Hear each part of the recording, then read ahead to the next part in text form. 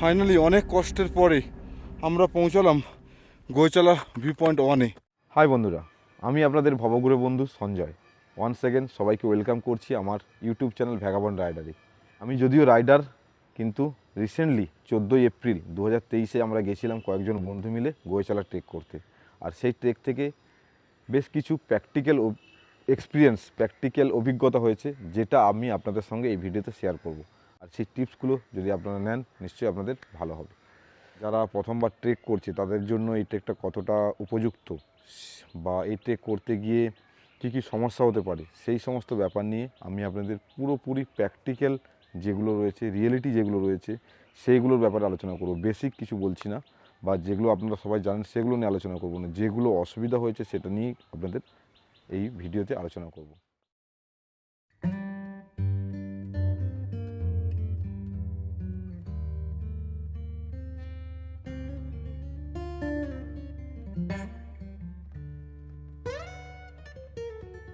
ও মাই god, একে দেখে আমরা ইন্সপায়ার হয়ে যাব। সবার প্রথমে আসি গাইড। যদি আপনার গাইড না ভালো হয়, বা আপনি যে ট্রাভেল এজেন্ট ধরে যাচ্ছেন সে যদি না ভালো হয়, তাহলে কিন্তু আপনার পুরো ট্রেকটাই বেকার। তো এটা একটা মাথায় রাখতে হবে যে গাইডের থ্রু দিয়ে আপনি যাবেন, সে যেন সবচেয়ে ভালো হয়। চেষ্টা করবেন এনজিপি টু এনজিপি করার জন্য। কেননা এনজিপি থেকে ইয়ুকসম যাওয়ার জন্য ডাইরেক্ট কোনো গাড়ি বা বাস নেই। আপনি আপনার গাইডের সঙ্গে কথা বলুন। আমাদের যেমন গাইড নিয়েছিল 14,000 টাকা এনজিপি টু এনজিপি এর জন্য। এটা যদি আরও বড় গ্রুপ হয় তো আরও টাকাটা কমবে। আর যদি এই গাইডের সন্ধান চান, আমি ডেসক্রিপশান বক্সে গাইডের নাম্বার, ফোন নাম্বার দিয়ে দেবো। খুবই ভালো গাইড, খাওয়া দাওয়া খুবই সুন্দর। বন্ধুরা, ইনি হলেন বসন্ত সুব্বাজি। আপনারা যদি গোচালা ট্রেকের কোনো রকম গাইড নিতে চান বা এনার মাধ্যমে ট্যুর করতে চান, ট্রেক করতে চান, অবশ্যই এনার সাথে যোগাযোগ করতে পারেন। আর আমি এই দাদার ফোন নাম্বার ডেসক্রিপশন বক্সে দিয়ে দিচ্ছি, আর এই উপরে স্ক্রিনেও লেখা থাকবে, আপনারা যোগাযোগ করে নেবেন। ঠিক আছে, ওকে বসন্ত সুব্বাজি। ব্যাগ, যদি আপনার মনে হয় আপনি প্রথমবার ট্রেক করতে যাচ্ছেন, এক্ষেত্রে দুটো ব্যাগ লাগবে। আপনি বাড়ি থেকে যখন বেরোবেন, দুটো ব্যাগ, একটা রুকস্যাক বড় 50-60 লিটারের, আরেকটা করবেন কি 20 লিটারের ব্যাগ রাখবেন, যেটা পিঠে অল টাইম আপনার থাকবে, যেগুলো প্রয়োজনীয় জিনিস, ডেলি নিডেড জিনিস। আর যেটা বড় ব্যাগ আছে 60-70 লিটারের ব্যাগ, সেটা আপনি যদি পারেন ইয়াক ভাড়া করে বা পোর্টারকে দিয়ে বহাতে পারেন। তার জন্য ভাড়া রয়েছে 350 টাকা পার ডে, পার ব্যাগ। আর যদি গ্রুপে যান, চেষ্টা করবেন একটা ইয়াক ভাড়া করে নিতে। একটা ইয়াকের ভাড়া 700 পার ডে। তাতে আপনি 2-3টে ব্যাগ ম্যানেজ করে 4টে ব্যাগও দিতে পারেন। আর যেগুলো আপনার ডেলি নিডেড, সেটা ছোটো ব্যাগে রাখবেন। পিঠের যে ছোটো 20 লিটার ব্যাগ, ওতে রাখবেন। আর যেগুলো আপনার পুরো হোল ট্রিপের নিডেড আছে, মানে রাত্রেবেলা গিয়ে লাগবে, সেক্ষেত্রে আপনি কিন্তু রাখবেন বড় 60 লিটারের ব্যাগ। মানসিক প্রস্তুতি একটা বড় জিনিস। আপনি এই ট্রিপের সবচেয়ে কঠিন জায়গা রয়েছে আমার মনে হচ্ছে জংরি, যে বেস ক্যাম্প পর্যন্ত যাওয়ার একটা রাস্তা রয়েছে।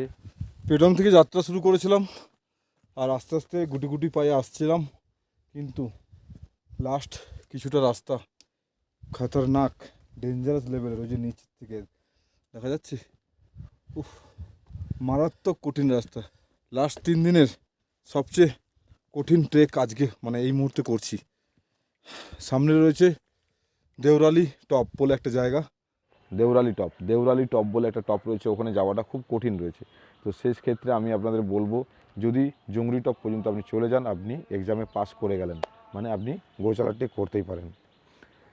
সুতরাং গোচালা ট্রেকের জন্য জংরি টপ একটা ভাইটাল জায়গা। মানে সোকা থেকে জংরি, ইয়ুকসম থেকে যখন যাত্রা শুরু করবেন, কোনো রকম আবেগে বা ছুটোছুটি করে, দৌড়াদৌড়ি করে ট্রেক করার কিচ্ছু দরকার নেই। সারাদিনে অনেক সময় আছে, আপনি আরামসে ট্রেক করে যান, কোনো অসুবিধা হবে না। তার জন্য আমি আপনাদের একটা প্র্যাকটিক্যাল, আমার ক্ষেত্রে যেটা হয়েছিল সেটা আপনাদের বলছি। আস্তে আস্তে পা ফেলে হাঁটুন, একটা পা ফেলে হাঁটুন। দেখবেন আপনার শরীরও রেস্ট হবে, এবং কি হাই অল্টিটিউডের সাথে আপনার শরীর আস্তে আস্তে করে অ্যাডজাস্ট করবে। আপনার পরিবেশের সাথে, ওয়েদারের সাথে, আপনার হাইটের সাথে আপনার শরীর অ্যাডজাস্ট করতে থাকবে, যদি আস্তে আস্তে করে ওঠেন। কোনো তাড়াহুড়ো করে উঠবেন না। এটা হচ্ছে এই ট্রেকের সবচেয়ে বড় পয়েন্ট, আমি যেটা আমার মনে হয়েছে।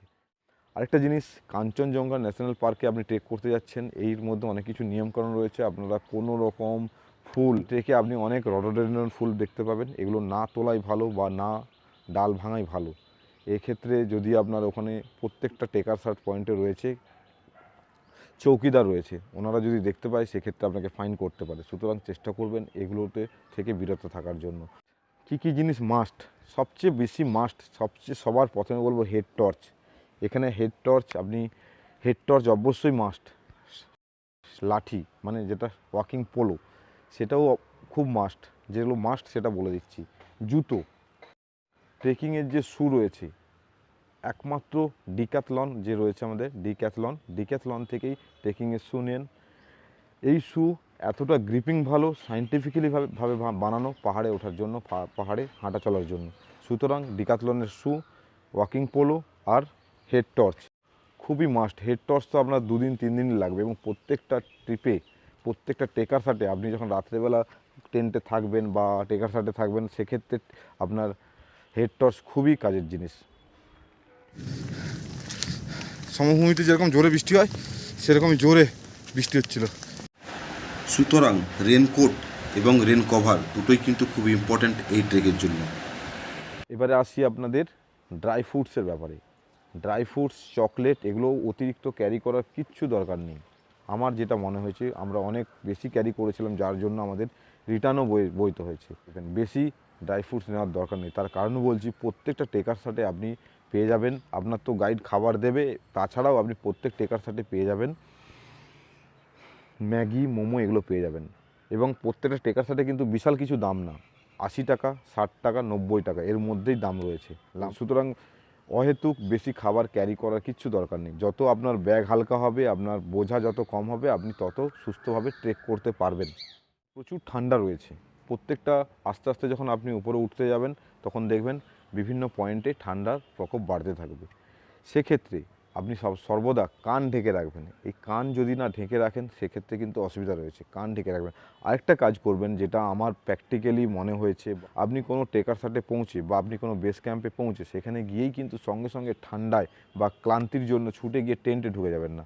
সেক্ষেত্রে আপনার অসুবিধা হয়ে যাবে। আপনি করবেন কি, ওখানে পৌঁছে যাওয়ার পরে আধা ঘন্টা বাইরে একটু ঘুরে বেড়ান বা বসে থাকুন বাইরে, টেন্টের ভেতরে না। তাহলে কী হবে, তাতে আপনার শরীরটা ওই ওয়েদারের সঙ্গে অ্যাডজাস্ট করবে। কিন্তু সঙ্গে সঙ্গে টেন্টে ঢুকে গেলে দেখবেন আপনার শরীর খারাপ হতে পারে, হয়ে যাওয়ার চান্স অনেকটাই বেশি থাকবে। আরেকটা বেস্ট সাজেশান, থানসিং বলে একটা জায়গা রয়েছে বেস ক্যাম্পে। থানসিংয়ে অনেকেই থাকে এক রাত্রি, তারপরে ওখান থেকে গোয়েচালা ভিউ পয়েন্ট করে বা লামুনিতে গিয়ে করে। সেক্ষেত্রে বলে রাখি, থানসিং থেকে লামুনের দূরত্ব এমন কিছু না, 3 কিলোমিটার দূরত্ব, এবং কি রাস্তাটা পুরোটাই ফ্ল্যাট রাস্তা, যে কারণে এই রাস্তা দিয়ে হাঁটার কোনো অসুবিধা নেই। থানসিংয়ে না থেকে আমি বলবো লামুনিতে গিয়ে থাকুন। কষ্ট হতে পারে একটু, বাট লামুনিতে থাকলে 2-3টে সুবিধা রয়েছে। আপনি গোচালা ভিউ পয়েন্টটা আর্লি মর্নিং বেরোতে পারবেন, যেটা থানসিংয়ে থাকলে আপনাকে হয়তো 12টার সময় বেরোতে হবে, সেটা লামুনিতে থাকলে আপনি 2:30টার সময় শুরু করতে পারবেন। দ্বিতীয় ব্যাপারটা কি, আপনার উচ্চতার সঙ্গে আপনার শরীরটা খাপ খাবে, যার ফলে লামুনি জায়গাটা একটু হাইটে রয়েছে, একটু হাইটে, বাট ওখান থেকে গোয়েচালা ভিউ পয়েন্টটা আপনার অনেকটা সামনে হওয়ার জন্য আপনি তাড়াতাড়ি পৌঁছাতে পারবেন, যেটা সানরাইজ দেখার জন্য আপনার সুবিধা হবে। সুতরাং আপনি চেষ্টা করবেন লামুনিতে থাকার জন্য। যখন আপনার গোয়েচালা ভিউ পয়েন্ট দেখতে যাবেন, সেক্ষেত্রে লামুনি থেকে এই জায়গাটার দূরত্ব, গোয়েচালা ভিউ পয়েন্টের দূরত্ব 5 কিলোমিটার।